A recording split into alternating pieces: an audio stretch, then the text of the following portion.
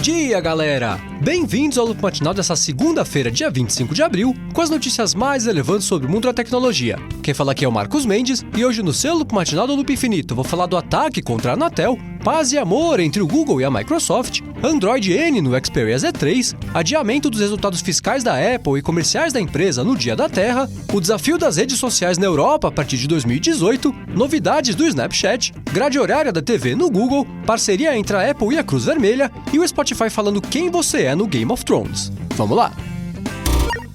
Eu começo o episódio de hoje dando uma dica legal pro pessoal que gosta de Game of Thrones. Por causa da estreia da 6ª temporada da série, que aconteceu ontem, o Spotify desenvolveu uma ferramenta interessante que analisa o histórico e o gosto musical do usuário para dizer qual personagem da série tem mais a ver com ele. Para fazer isso, é só acessar o site spotify-gameofthrones.com, autorizar a brincadeira e ver o resultado. O sistema leva uns segundos para analisar o histórico, mostra uma animaçãozinha de fundo e em seguida dá o resultado, que pode ser compartilhado nas redes sociais e também dá acesso a uma playlist baseada no personagem.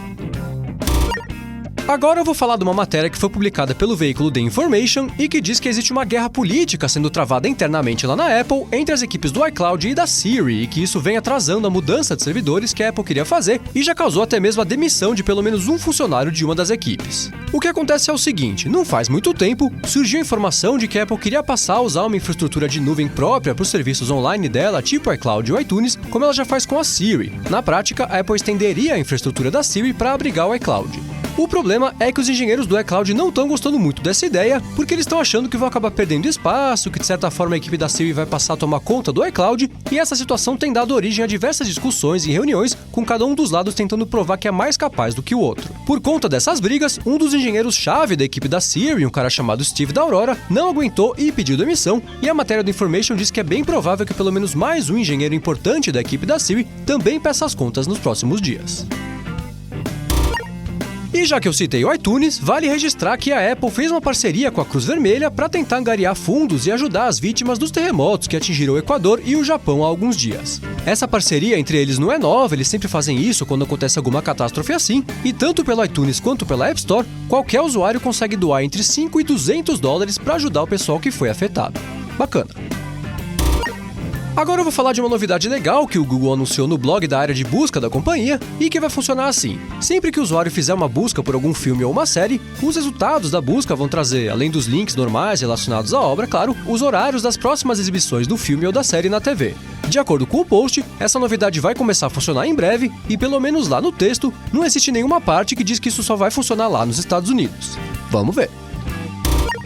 No final da semana passada, o Snapchat anunciou uma novidade que vai deixar aquele recurso de trocar os rostos ainda mais divertido. A partir de agora, tanto os usuários de iOS quanto os usuários de Android vão ter a possibilidade de usar fotos armazenadas no rolo da câmera do aparelho para poder trocar de rosto. Para fazer isso, primeiro o usuário tem que atualizar o aplicativo lá na App Store ou na Play Store e em seguida localizar a lente da troca de rosto em foto armazenada no aparelho. Feito isso, aparece uma área de seleção da foto para o usuário poder encontrar a imagem que ele quer usar e pronto, é só trocar o rosto.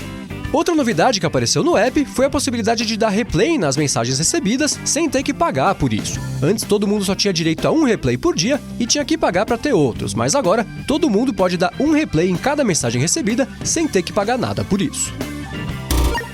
E falando no Snapchat, na sexta-feira foi publicado um texto bem interessante lá no Financial Times que fala sobre os desafios que todas as redes sociais vão ter pela frente lá na Europa, já que a partir de 2018 qualquer adolescente abaixo dos 16 anos vai precisar de uma autorização formal dos pais para usar cada rede social. De acordo com a matéria, caso redes como o Facebook, o Twitter, Instagram e o Snapchat não desenvolvam uma forma de operacionalizar essa permissão, eles podem perder até 4% de lucro nas operações globais, tudo por conta da nova lei de proteção de dados que vai entrar em vigor lá na Europa daqui a 1 ano e meio. A matéria segue explicando que esse controle vai ser uma coisa bem difícil de ser colocada em prática, já que pelo menos hoje não faltam jeitos de burlar os sistemas de verificação de idade nas redes sociais. Como exemplo disso, eles citam o caso do Facebook, que sabe que pelo menos 20% das crianças do Reino Unido com menos de 11 anos de idade têm um perfil por lá, apesar de existir uma regra que diz que todo usuário do Facebook tem que ter no mínimo 13 anos. Eles dizem ainda que mesmo que as redes consigam superar o obstáculo técnico de desenvolver uma ferramenta que não dê para burlar com atitudes simples, tipo mentir o ano do nascimento, as redes vão se deparar com outro desafio bem grande, que é de fato conseguir a permissão dos pais para que os filhos consigam fazer um perfil, especialmente em redes novas ou então com uma fama meio ruim entre os adultos, como por exemplo o Snapchat.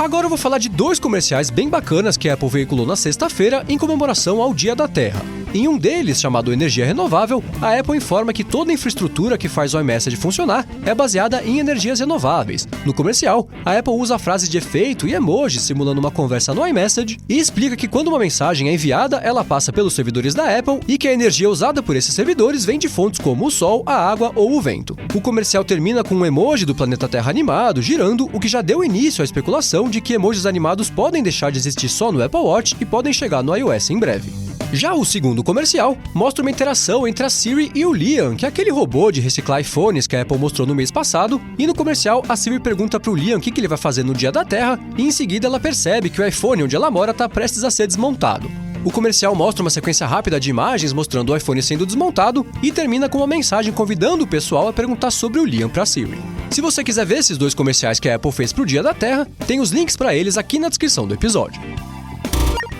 E falando na Apple, estava marcada para hoje a divulgação dos resultados financeiros da empresa para o segundo trimestre fiscal de 2016. Mas essa divulgação foi remarcada para amanhã por conta da missa de 7º dia do Bill Campbell, que faleceu na segunda-feira passada. Para quem não conhecia o Bill Campbell, ele teve um papel bem importante na história da Apple, foi diretor de marketing, depois virou conselheiro do painel de líderes, ele era um senhor já muito admirado, todo mundo gostava dele no Vale do Silício, e por conta da missa dele, a divulgação dos resultados fiscais da Apple ficou para amanhã, e por isso na quarta-feira eu conto eles aqui para vocês. Agora eu vou dar uma dica rápida a respeito do Android N. Há algumas semanas, o Google liberou a primeira versão do Android N para os desenvolvedores, aí dia desse saiu a segunda versão dele, mas o número de aparelhos que podem rodar o sistema era bem reduzido. Até a semana passada, só os donos do Android One ou do Pixel 6 de alguns modelos do Nexus tinham acesso a ele, mas na sexta-feira, o Google liberou o preview para usuários do Xperia Z3 da Sony. Se você tem um Z3 e quer testar o Android N, que vale lembrar, pode ter bugs, pode perder dados, é um beta, é só você acessar o link para o site da Sony que está aqui na descrição do episódio e instalar ele manualmente no seu aparelho. Se tudo der certo, as próximas versões do Android N já devem chegar automaticamente no seu dispositivo. Na sexta-feira, pintou uma notícia bem interessante que diz que o Google e a Microsoft chegaram num acordo e resolveram acabar com todos os processos que as empresas tinham aberto uma contra a outra ao redor do mundo. De acordo com a Microsoft, eles optaram por abrir mão de todos os processos contra o Google como parte da nova prioridade legal da empresa, enquanto o Google disse que acha que o lugar de disputa é no mercado e não nos tribunais. Em setembro do ano passado, a Microsoft já tinha feito alguns pedidos para congelar os mais de 20 processos envolvendo o Google e quebra de patentes nos Estados Unidos e na Alemanha, e na sexta, as duas empresas confirmaram que não querem mais saber de briga, o que pode ser um reflexo bem positivo das novas lideranças das duas empresas, que de um lado tem o Satya Nadella lá na Microsoft e do outro tem o Sundar Pichai lá no Google. E por último, eu vou falar sobre a Anatel, que até que demorou, mas entrou na mira dos hackers que derrubaram alguns sistemas da empresa no final da semana passada, em resposta à polêmica do limite da internet fixa e das asneiras que o presidente da agência falou dia desses, quando ele afirmou que o povo brasileiro que estava muito mal acostumado com internet ilimitada e que os gamers tinham culpa no limite da internet, já que eles jogavam sem parar e consumiam muita banda. Os ataques contra os servidores da Anatel começaram na quarta-feira à noite e o pessoal recorreu ao famoso ataque de negação de serviço, que basicamente bombardeia os servidores com volumes absurdos de tráfego e aí o servidor não aguenta e cai. De acordo com uma matéria do Tecnoblog, que foi publicada na sexta-feira, os ataques aos servidores da Anatel vinham de IPs de outros países, o que sugere que foram usadas redes de computadores programados para gerar o tráfego de forma repetida e constante até os servidores abrirem o bico. Os ataques derrubaram sistemas de reclamações e de homologação de aparelhos e, pelo menos até o final da sexta-feira, o próprio site da Anatel estava fora do ar, indicando que 48 horas depois do início dos ataques, a coisa não tinha sinal de que ia melhorar. É, Anatel, bem feito.